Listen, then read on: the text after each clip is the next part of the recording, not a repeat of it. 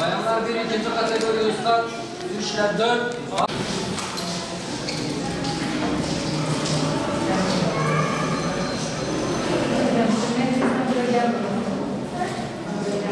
Yani şöyle bir şey, hayattaki hiçbir engel dinimizi öğrenmeye, peygamberimizi öğrenmeye, onun ahlakıyla ahlaklanmaya engel olamaz.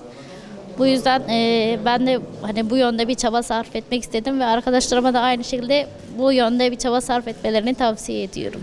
Şöyle söyleyeyim, sorular açısından değil de sınava başvuru yaparken diğer bütün arkadaşlarımda ulaşabilecek hani sorular gibi benim de aklımda sorular oluştu. Hani erişim sıkıntısı çıkar mı, bir sorun yaşar mıyım gibisinden ama gerçekten çok rahattı. Hani bina uygun, salon uygun, hiçbir sıkıntı yaşamadım. Böyle bir şey, engelli arkadaşlar olarak hani daha çok erişebilirlik konusunda sıkıntı yaşıyoruz.